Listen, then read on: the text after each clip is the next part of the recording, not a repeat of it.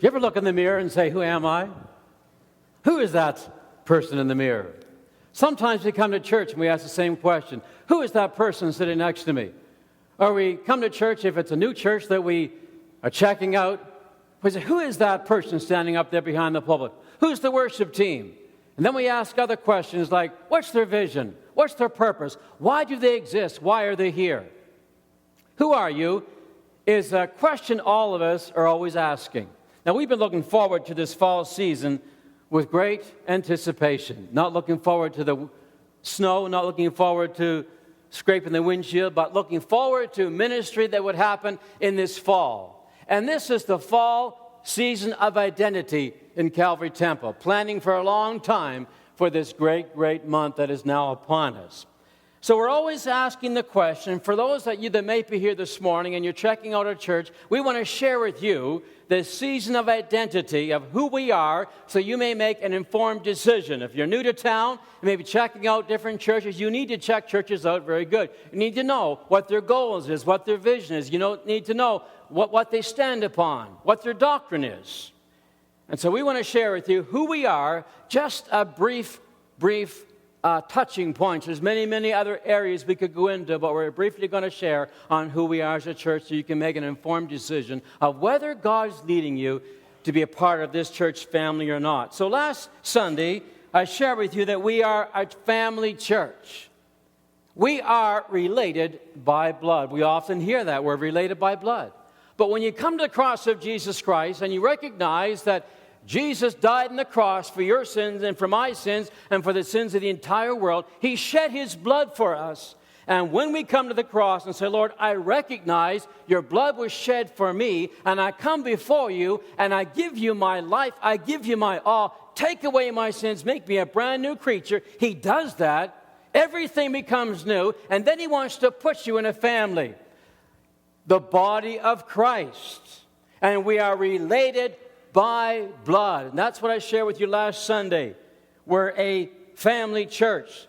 Next Sunday, I'm going to share with you that we are a visionary church. What is our goals? Where are we going? Where are we headed? That's next Sunday. And this Sunday, we're sharing with you as we identify to you who this church is, that we are a missions church.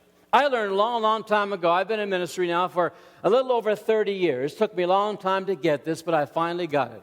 But I learned over the years that if a church looks in more than it looks out, there's going to be trouble. I've learned there'll be bickering. I've learned that there'll be stagnation. There'll be loss of life. There'll be loss of excitement. There'll be decline. And there will eventually be closure. Oh, the worldwide church will continue to grow, but the local church, local places may close because they're not missions-minded. They don't have any goals or vision for missions, so if they have nothing to do, you know what happens? If they have nothing to do, they turn on themselves. But we give our church people so many things to do, there's no time. There's no time to start bickering and fighting within because we're focused on our world. We're focused on our community. You'll always find an opportunity to bless inside the newsletter. And that's what makes a healthy, thriving, and growing church. Missions is what keeps us alive. Missions is what keeps us looking out. It keeps us invigorated. It keeps us healthy. It keeps us excited. It keeps us on course. It keeps us focused. Jesus said that the church ought to be a giving church. You'll find that throughout the New Testament. The church was always giving.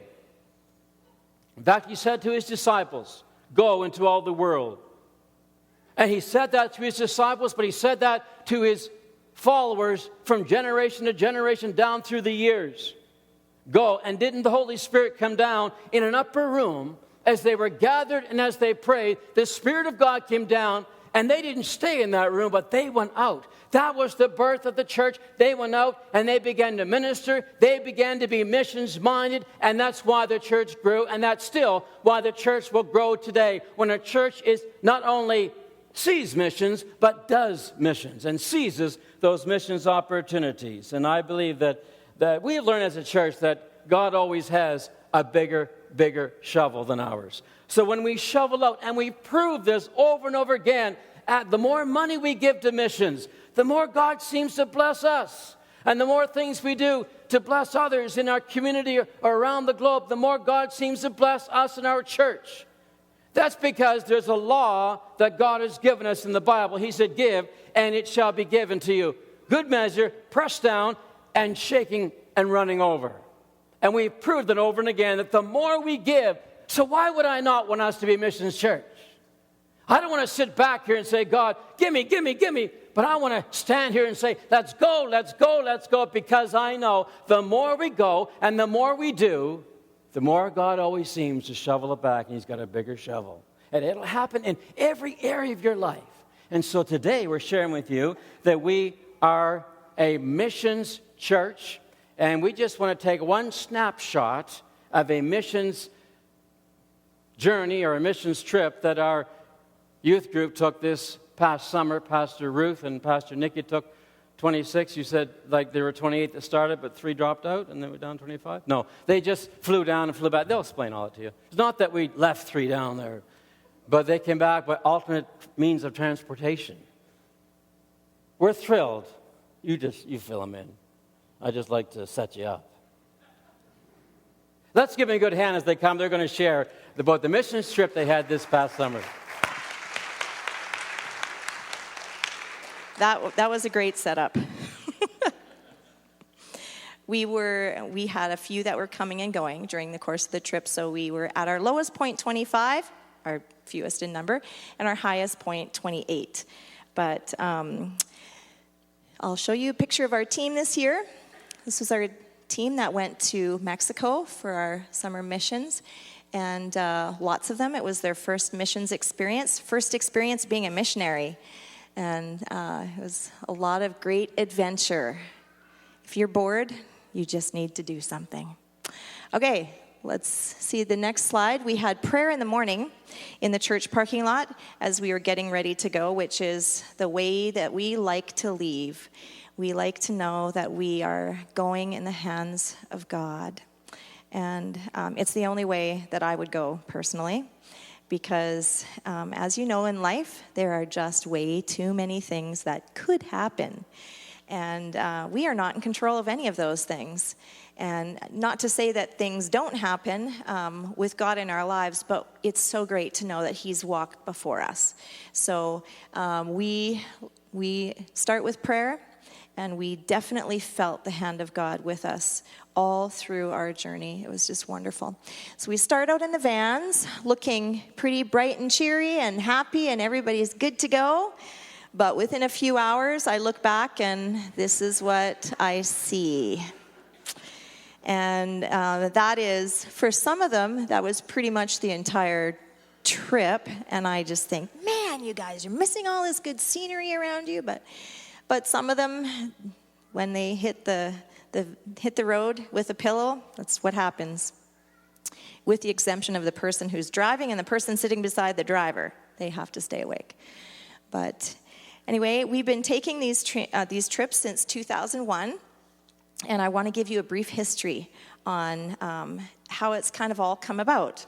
In 2001, we went to Ensenada on our very first Mexico missions trip. Our team was about 22 that year and ready and eager to go.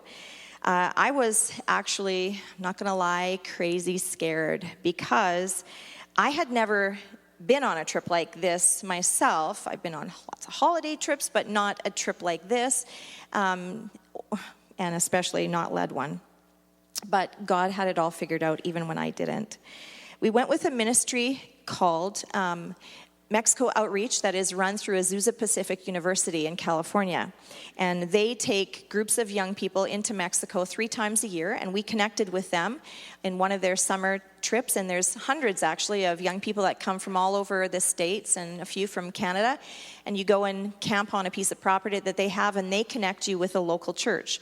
So that's what we were going to do, and I thought everything was, we had done all the preparations from our end. We had, put together our fabulous VBS program that we were going to do with the kids there and all that kind of stuff. And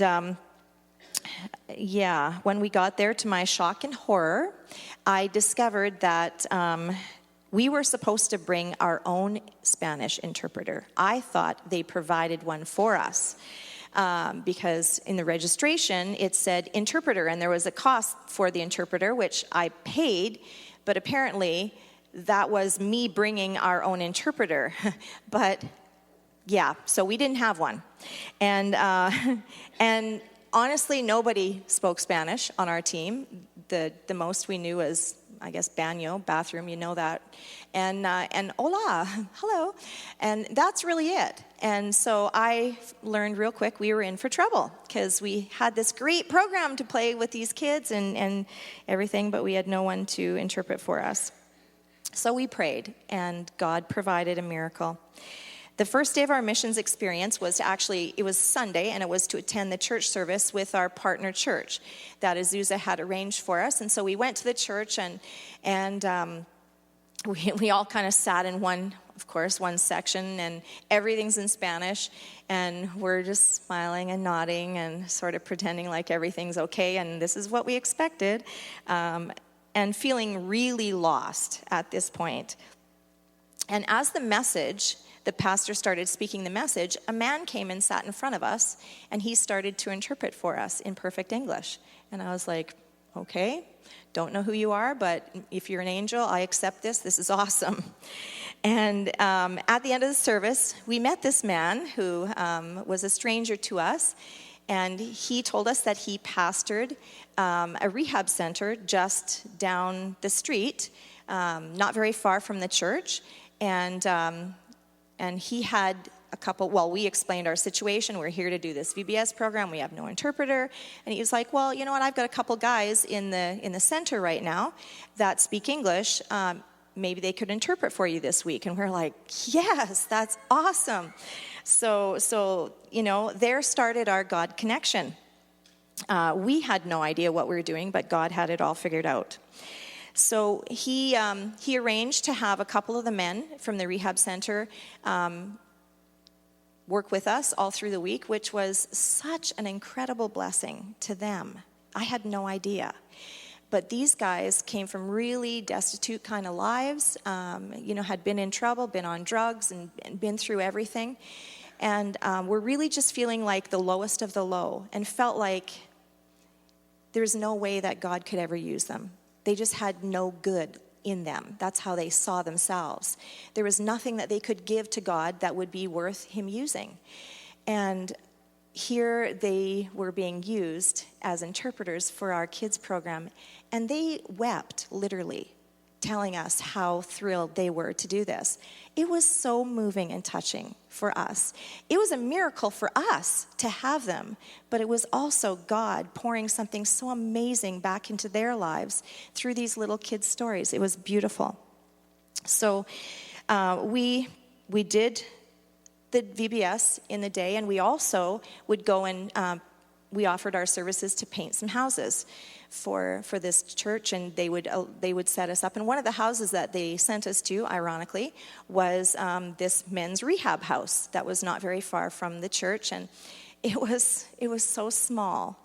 And there were 20 plus guys living in this house. I have no idea where they slept at night. It was well organized and clean, but it was so small for all these men. And I just thought, man, I don't know how you guys do it. Do you sleep like standing up, or what happens here? But Pastor Christopher started to share with us, as we were talking with him about his ministry there and how he got into it. He was sharing with us his vision. He was actually an American who's Mexican, and he had been through all the same kind of things, through the whole drug route and all that. God saved him, and his heart was just to pour back and restore lives that were lost, So he was down in Mexico doing this now, and he was living in a rented house at the time with these guys, and it was so small. And he said, my vision is to own a piece of property outside the city of Ensenada where I could build a building and have these guys out in a quiet place where they're not tempted by all the stuff that the city life brings to them. And I just really want to see God change their lives. And anyway, he started sharing his vision with me, and I bit. Before I knew what was coming out of my mouth, I was telling him, well, if you get your piece of property, I'll put together a building team, and we'll come down here and build you a building. what am I saying? But anyway, that's what I said. And we came back from our trip that year, and we shared our report, had great experiences. It was wonderful. I didn't mention my offer to anybody because I actually thought I was crazy for even speaking it. And I actually soon forgot about it. And the thing is, God didn't. Right in the middle of the winter, I received a phone call with a vaguely familiar voice on the other end. Sister Ruth. And I know, he's the only one that calls me Sister Ruth. This has got to be Pastor Chris. And, he reminded me of who he was, and he's like, I need to tell you about my miracle. His miracle was he had been on a preaching tour in California and had raised money. He had the money. He went down and bought a piece of property outside the city of Ensenada. That's great, right? Right. That meant that he was calling me for a reason. And I was like, okay, we will put together a building team for you. I'm speaking these words going, I don't know how this is going to happen. We'll put together a building team for you, and we'll come down and build you this building. So, thankfully, we have a very missions-minded church. And you stood with me, and together we put together a team. We raised the funds. And even though it was a crazy time here at Calvary Temple, we sent a team down that year, and we built their building. We built their rehab building. I'll tell you why it was a crazy time, because it was a time when we were in full-out pastoral change here. I was the only pastor left on staff. So even though I organized the trip, I didn't even go myself. We sent the team and built the building. And, God is awesome, because it was a crazy time for us here. It was really the stupidest time humanly to be doing something like that. But it was just one of those God-led things, and God had it all figured out. And it didn't stop there. It's still the building, their main building on their rehab site that the guys stay in. There's like 30-plus guys living in it all the time. We've returned to that same location, that same patch of dirt in Mexico several times over now, and we've built other buildings, and we've just been blessed to be a part of the ministry that God is doing through Pastor Chris there and the people of his church. A couple years after we went and built that first building, he had another missions group come down, and they built a little building that was the start of his church, because he felt like he was called to be in ministry, not only pastoring to the guys in the rehab center, but also pastoring a church.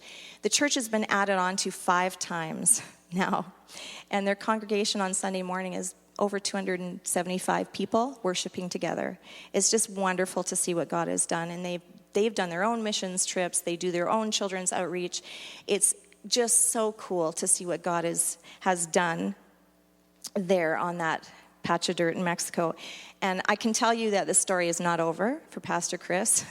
God has him dreaming big dreams still. There's that patch of cement right there, that is 1/3 or 1/4, I can't remember, of the new foundation that will house their new church.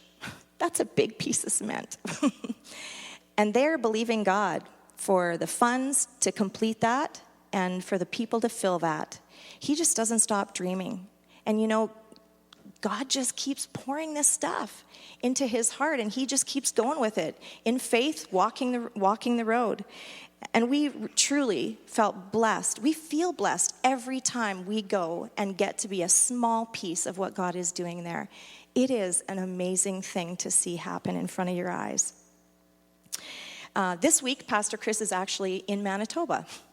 Ironically, he is here. He has been called up to be the guest speaker to our Spanish church. And he has them, he's away on a retreat with them right now. He's been speaking with them this week in the evenings. And I had nothing to do with that. I did not make that connection. It was a connection through a connection through a connection. God brought it about.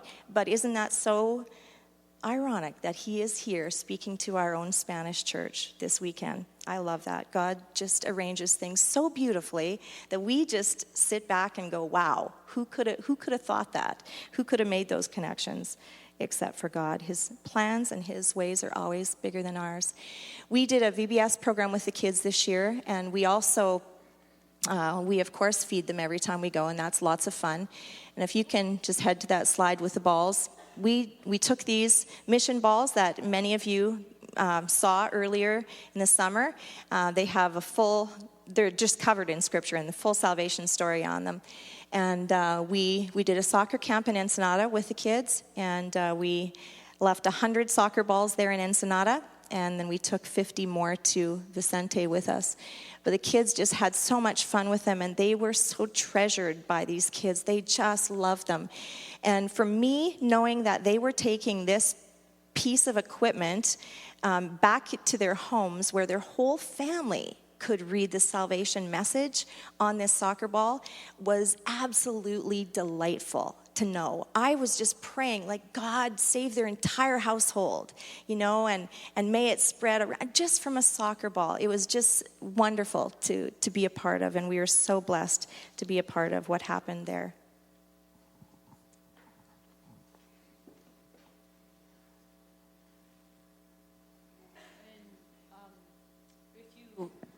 If you look in the corner right here, Peter actually brought the salvation message to them, and all those kids came up, and we got to pray for them, and it was just amazing and affected them for sure and affected all of us for sure.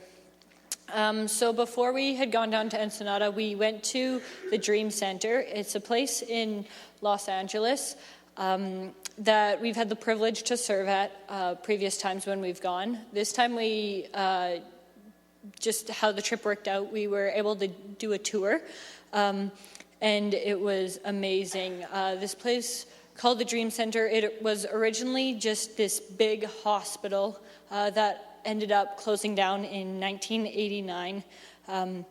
And so that's where the story of the Dream Center kind of stops for a second, and then it goes straight to Matthew Barnett, who is the person who started the Dream Center. And so in 1994, he became the pastor of a really small church in Los Angeles. And then when he became the pastor, he was only 20. So the church became even smaller because people were kind of like, who is this guy? And it became so small that he decided, do you know what? I'm just going to move my office outside, because it's warmer there and they can do that. We couldn't do that here, obviously. But he moved his desk outside and sat there, and people would come up to him, and he would simply say, how can I help you? What can I do for you? And so when he did this, they would say, oh, we need help maybe moving. We need help with this. We need help, like with very simple things. And he'd say, okay, we're going to go help you. And so this outreach that he started allowed the church to grow. And so as his church began to grow, he randomly went by this hospital that was closed down and saw it. And he ended up kind of being able to go in and everything, and began to get a dream and a vision.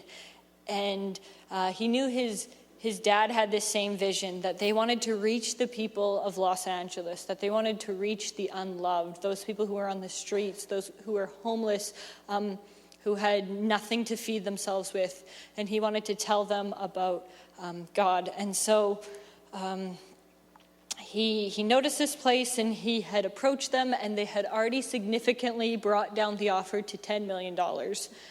And Matthew Barnett was like, we can't do that. So it ended up actually being brought down to $3.9 million, and he said, yeah, we can do that. And so now they have this entire block in Los Angeles, this entire block that is all these buildings that has so many ministries going into it. And they call this place the church that never sleeps, because literally, if a person goes there, whether it's in the afternoon, at night, at 3 a.m, they will say, they will help this person. They have ministries for people, for men who want to be discipled, for women who want to be discipled.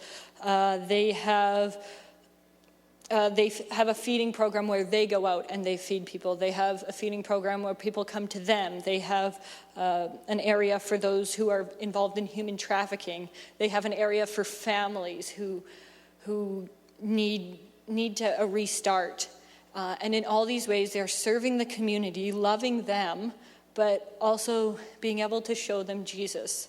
And an amazing connection that they've made is that the government, who we all know doesn't like to have connections a lot of the time with Christian organizations, the government will actually come to them and say, we need your help. We have this family.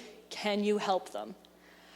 Which is, again, just an amazing thing that I'm sure when Matthew Barnett started, he didn't think it would be that amazing. But this Dream Center is actually changing Los Angeles. And something that I know some of the youth and I were talking about in our van was he was only 20 when he did this. He was not anything special. He was not someone that you were like, wow, you're definitely the person that is going to do this. People didn't believe in him at first, but whether we're thinking, oh, we're too young, or we're too old, or we're too this or too that, when God calls us, he will do amazing things. And that was just a story that really, really touched us. And kind of like those men in Ensenada who thought we could never be used by God, Matthew Barnett was used to do amazing things. And so after Ensenada, so this was our picture at the Dream Center. So we went to the Dream Center, then we went to Ensenada, and then we went to Vicente Guerrero. And last trip was the first time we had actually been here to this orphanage. And so that kind of shows the outline of it. And this was Lord, Make Me a Servant. And this is something that we definitely learned when we were there. So this orphanage was started by Chuck and Charla Perot. That's actually Charla. She was there when we were there, which was amazing because she comes maybe once a month. If you're lucky, she'll be there. So to meet her, we didn't meet her last time, so to meet her was pretty exciting. And so Chuck and Charla, Chuck was a fireman and Charla was a homemaker. And in 1966, they took a trip down to Vicente Guerrero, kind of just on a whim. They just decided to go down there. And through these weird events of their car running out of gas and stuff, they ended up in this place that Hollywood had previously used to make westerns. And so it had things like casinos and stuff like that, and it was now run down, but they had used it for all these things. And so they stopped there, and late at night, Charla and Chuck were walking around, and they heard children laughing. And so they went and they searched and were trying to find these kids, and these kids were nowhere to be found. And they realized it's not that they were hearing these children laughing because there were actually children there, but this was something God was calling them to. And Charla says that the Bible verse that came to her was, "Lo, the fields are white unto harvest." And her and Chuck just felt, God is calling us to do something amazing. So they went back to their house in California, and they had like a Bible study in their house, and were saying, this is what we feel God calling us to do. And the Bible study was like, yeah. And so all these people got together, and through prayer, God provided for them, and they were able to build this or buy this place with buildings on 72 acres of land and start something. And they weren't really sure what was going to happen, but they knew they were there to love these children. And in 1980, there is the state of Oaxaca, and a lot of you might have heard this last time when we were talking 2 years ago when we went on the trip, but these Oaxacan people are have been promised that when they come and they become workers, that they're going to have a good life, and that they'll be able to make money and provide for their family and everything like that. But when they come, they're promised this, and they make enough money to just get by. Both parents will work in the fields. They won't have enough money for their kids to have uniforms, so their kids can't go to school. But they both have to work, so their kids just stay at home.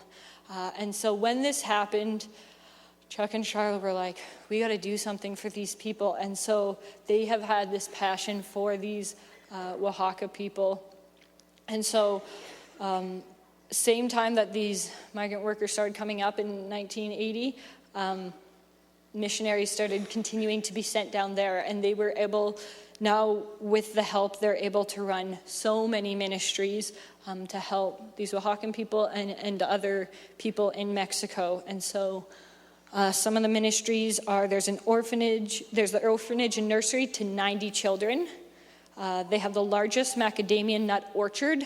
And so with this orchard, they're able to provide for their ministry. Last year, they had something like 19,000 pounds or something. This year, it's not done yet, but they're at 30,000. So God is providing for them more and saying, I want to be in this ministry. So there's clothing distribution. This is where some other donations also were. So if people come and they need things, they will give it to them. All the kids in the orphanage, they give them new clothes to be wearing. They have a Bible college. That's the kitchen that we ate in. And then to the next slide, when I said we learned how to be servants. So our job there was not to do a VBS or to create anything. It was to serve alongside them. So we did some cleaning. I think some of the guys did some welding. There was a vegetable orchard. We helped to move things that they needed moved. We helped with weeding. Tori got to try out a lime, which wasn't good because she bit into the skin, so that wasn't very tasty, but we got to try some of their cool fruits that they had made. So our job there was to serve alongside them. And a big way that we got to serve alongside them was that there were children's outreaches and adult outreaches. And so this is the kids outreach, and the kids will come, and they have teachers who every week are teaching them stories and going to different places that they know that the kids need it. And so they'll teach them the stories, and then these kids come with these little cups and a spoon. And so you fill their cup up with milk, and you just put some peanut butter on their spoon, like a big hunk of it, and they just love it. It's like candy to them. And so the teachers are there 3 times a week teaching them about Jesus and spreading that word to these kids who aren't going to have it another way, those kids who are stuck at home because they can't go to school at that time. But it was amazing to just partner with that. And then and you can see the kids all praying and just kids who, they wouldn't hear about this in any other way, this outreach that's happening. And then we were able to go to this adult outreach, and we were able to feed them hot dogs and tortillas at this place, and it was amazing. And then after we got to feed them and we got to play with the kids, and then at night they show a movie about Jesus, and they share his word, and we were able to pray with some of these people and pray with some of these parents who are going through really hard things. And it was a blessing so much to us, and we were able to give out some of the balls and play with bubbles, and it was an amazing experience. And so a cool story that happened in Vicente was Kayla O, who's sitting over there. She plays violin sometimes. And so violins become a really important thing to these people because the man who runs their men's rehab center, he's a violin maker. And so previously, his wife would come up every so often and play for them, and they loved it. And so she'd play for them, but she hasn't been able to come up in the past, I think, 5 or 6 years because she's just not at an age where she can travel. And this has meant so much to them. And so we knew this, and we were trying to figure out with Kayla, like, how are we going to have you play the violin or teach them or something like that? And it wasn't working out, and we weren't figuring out a way. And then Kayla's like, well, I'm just going to bring my violin anyway. I'm like, okay, sounds good. Like, God will do something if that's what he wants to do. So we got there, and she was able to play in chapel for about, there's probably 100 people in chapel. And people were really excited when they heard this. And then they came up to her again, and they're like, will you play in our church service? And their church service is like up to like 1,000 people. And Kayla's like, okay, I'll play. And when she played the violin, people were so touched because it meant so much to these people to hear the violin to them. And there were people that came up to her and were saying, thank you so much. Thank you for playing the violin for us because it's just something special. And so it was, again, a reminder, God will figure it out. God will make this trip what he wants it to be. And then the last slide, it has the the pictures of the Kuna. And some people on our trip were so touched that they were able to sponsor a kid. That because they are an orphanage, you can sponsor one of the children. So some of the kids in the Kuna were sponsored. Some of the kids just in the orphanage also were sponsored. But this trip was not just left as that 2 weeks trip, but it was how can we do more and how can this continue, that we're going to affect people and change people. And so the orphanage was just an amazing place that when we step on there, when you actually step there, Ruth and I were talking about it, you feel different. It's not like anywhere else. Like, you feel God's presence is so amazing and so there, and he wants to do amazing things. And so we actually have 2 books that have been written about the orphanage. So if anybody wants to read more about it, because I only got to share a really small portion of the story, it's an amazing story. So they have Ruth's name in them and everything, but if you'd like to take the story to read and bring it back, just come and approach one of us. Yeah, it was absolutely amazing to see what God has done over the years there, and it was a real privilege to be a part of that. We were privileged on our trip this year to be a part of 3 different, very different experiences. The Dream Center, working with Pastor Christopher in Ensenada, and the orphanage in Vicente. They're very different ministries, and yet they have something very cool in common. Each one of them was started through an individual who is led by God with a vision, just a dream to do something, and they didn't know how everything was going to fall into place. They didn't have all the ducks in a row, I guess you could say. They just knew it was from God, and they went with it. And that was amazing to see. God placed a dream in someone's heart, and they believed for it, and they worked alongside God to see it happen. So I just want to ask you this morning, what has God placed in you? What kind of dream has God put in your heart? And how are you working alongside God to see that happen? Because I believe God gives dreams and passion to every single one of us in one way or another. We are all created uniquely different, but for a reason. He's put us here for a reason. So maybe that's something that, maybe you're sitting here this morning and you're like, I thought about this many, many years ago, and it's just kind of left me. Maybe pick it up again and bring it back to God and say, God, what about this? Missions trips inspire vision. They really do. Vision is the start of us connecting with God's plan and putting it into action here on earth. He gives us the ability to see things that are not as if they are. That's what vision does. This year I saw something absolutely amazing happen. I saw this vision come full circle in the Mexican people that we were there to work alongside with. There have been missionaries for years now pouring into these very people on the Baja coast of Mexico. They've been going down this orphanage is over 40 years running, and there's been people that have been pouring into ministry there for years now. And this is the one thing that truly stirred my heart so much when we were there. The church in Vicente at the orphanage that was started by missionaries 40 years ago is now filled, like Nikki said, up to 1,000 people plus on Sundays and on Wednesday nights. And they're Mexican people. They're people from this community. And I heard them proclaim in their church gathering that for years, they were the Mexico that missionaries came to and gave to. But now they are being called to be the Mexico that will go and give and see the blessings of God poured back into them. And I thought, isn't that so cool? raised by missionaries, started by missionaries. Now they have become missionaries. They've got this heart to go.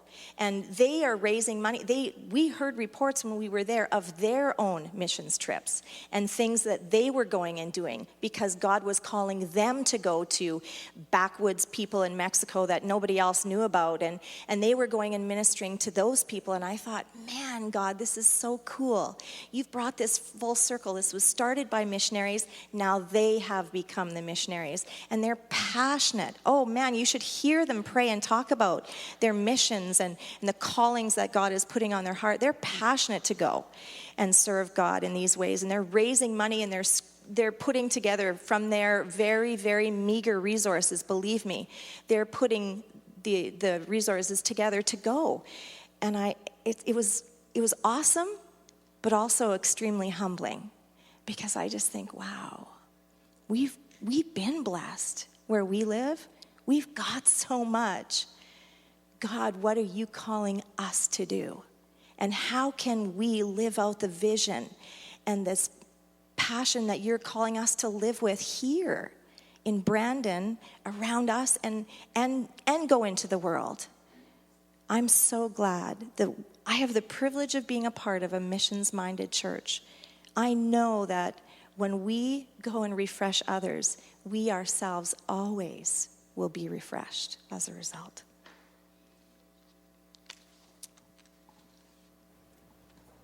Thank you so much. Let's give them a good hand clap again. Tremendous stories to hear. And so who are we?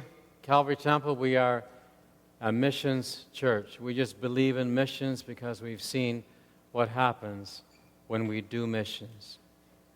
And would you stand with me this morning? And I'd like to conclude our service by each one of you inviting you to take a step and saying, Lord, make me missions-minded this week.